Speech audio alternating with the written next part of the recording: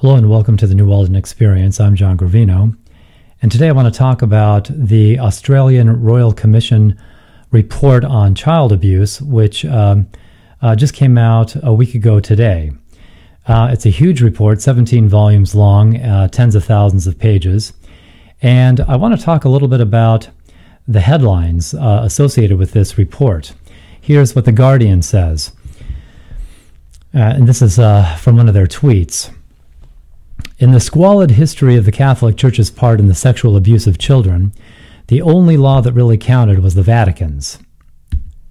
And this is a tweet from a CNN reporter who reported on the Royal Commission's report also. She says, an expert tells me how if the Catholic Church are called to drop mandatory celibacy, it will be the biggest change within the Church in 50 years. See if you can discern a pattern here. Here's another headline. An inquiry into child sex abuse in Australia says the Catholic Church should end mandatory celibacy among clergy. And here's the BBC. Australia's Royal Commission into Child Sexual Abuse delivers final report. It calls on the Church to change priestly celibacy rules and for Australian bishops to petition Vatican about amending the seal of confession. And finally, the Wall Street Journal. Child sex abuse inquiry found tens of thousands of victims across Australian institutions. The Catholic Church, the worst offender. The Catholic Church, the worst offender, really. I have a very hard time believing that. The only way that could possibly be true is if Australia is very different from the United States. Take a look at some of these numbers. These numbers are the actual numbers from the scandal, and they come from the John Jay College of Criminal Justice that investigated the priest abuse scandal in the United States. They looked into the allegations against the church for a 53-year period from 1950 to 2002, and what they found was a total of 10,667 allegations. Now, if you average that out, that works out on a yearly basis to be 201 cases, or 201 alleged cases of abuse per year, according to the John Jay report. Now, what you see in front of you here is a report of total numbers of sexual abuse in the United States. And I'm going to get my red pen out so it'll be easier for you to see these numbers. I want you to focus here on this this row that I'm circling in red. Okay, these are the numbers. These are the national numbers for the United States of America, according to the United States Department of Health and Human Services. And these numbers are just instances of child sexual abuse in the United States. The gray column right here is the estimated total number of cases of child sexual abuse for the year 2005. And for that year, Department of Health and Human Services estimates 135,300 cases. Then in this middle column, these are their estimates for 1993. That year they estimated there to be 217,700 cases. And then in the final column over to the right are the 1986 numbers, and for that year they estimated 119,200 cases. And these estimates came from the reports from Child Protective Services. The numbers that they have for us can help put the priest abuse scandal in perspective. So what I did was I took the 3 years of reporting that were contained in the Department of Health and Human Services report and averaged them out. And what you get when you average them is 157,400 cases of child sexual abuse per year in the United States on average. Let's compare that number to the average number of allegations of abuse by priests, which is 201 cases. that should give you some perspective here. A total of 201 cases of priestly abuse out of a total of 157,400 cases per year. That means that abuse by priests accounts for merely 0.1% of the total number of cases. Excuse me.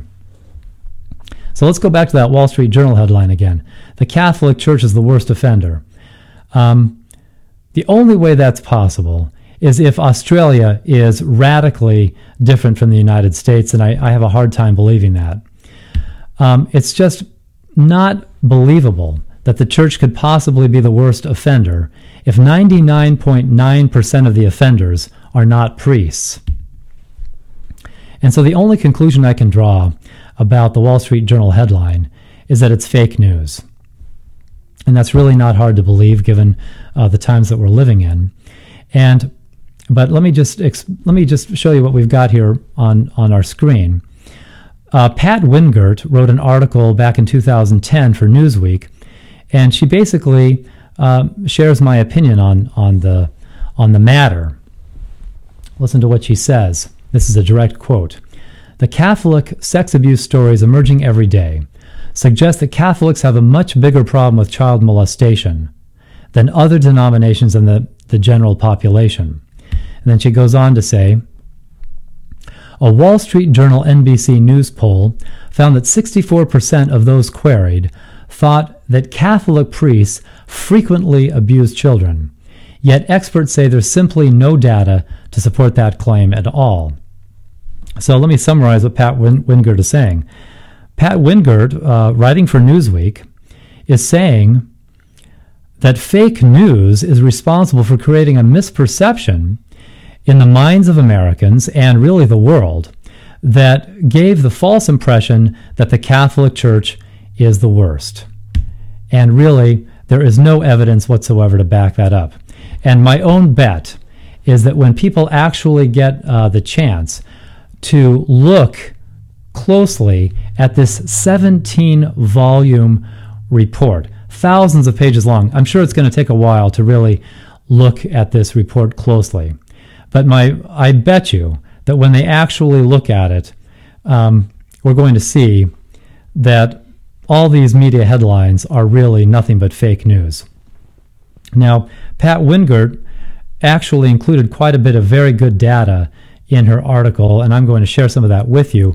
I also share that data in my own book, The Immoral Landscape of the New Atheism. And so let me just share these numbers with you. So according to the president of the National Center for Missing and Exploited Children, his name is Ernie Allen, his organization estimates that 10% of the male population have actually committed child sexual abuse at some time in their lives. Now compare that to what the John Jay report found about priestly abuse. They found that from the years 1950 to 2002, only 4% of priests actually committed abuse. That 4% number is very relevant. And the reason why it's so relevant is because it's describing a huge sample. We're talking, if I remember correctly, I think we're talking about a sample. First of all, we're talking about a sample covering 53 years. Every priest that served in the United States for 53 years, and I believe the total number of priests that are counted here is 110,000, if I remember the report correctly. Here's what I wrote in The Immoral Landscape, my book, about these numbers. The rate of abuse by priests is actually less than half the rate of the male population in general. Thus, celibacy is in fact associated not with an increase in sexual abuse, but with a decrease, and a dramatic one at that. Depending on which experts' numbers you trust, celibacy is associated with a 60 to 80% drop in the incidence of sexual abuse. The actual empirical record, therefore, does not support the secular theory that celibacy is a cause of sexual abuse. The data, in fact, is much more supportive of the Catholic theory that celibacy acts as a protection against sexual abuse and serves as a bulwark against the destructiveness of our corrupt human nature in general. So, what am I saying in my book? I'm saying that celibacy shouldn't be blamed at all. In fact, it actually should be praised, because celibacy is in fact linked to a decrease in sexual abuse, not to an increase. And so we have very good reason to conclude what the Catholic Church has always taught about celibacy and what it's taught about asceticism in general, and that is that celibacy and ascetical practices in general actually work to reduce the risk of sexual abuse. So what we need to do, if you're serious about ending sexual abuse in the church, in the world, what you need to do is you need to stop attacking celibacy, and you need to start talking about the real causes of sexual abuse. And really, that's the message of my website, New Walden, and the message of the New Walden Experience, and the message of my book is very plain and simple. It's that our society right now is in desperate need of a spiritual revival, and these heartbreaking numbers on child sexual abuse certainly show this. We are in desperate need of a spiritual revival. But I am absolutely convinced that our revival, the rebuilding of our society, is never going to come by rejecting the church, but rather, instead of rejecting the church, what we need to do is we need to listen to her. That's a lesson for the world, but it's also a lesson for the church's own shepherds. And I'm not done talking about this Australian report. This is only part one. There's going to be a part two. It's called The Neuroscience of Celibacy, where we really talk about what science has learned about celibacy and asceticism in general. And what you're going to find is that science actually confirms what the church has always taught about celibacy and what it's always taught about asceticism. And I hope I will see you next time.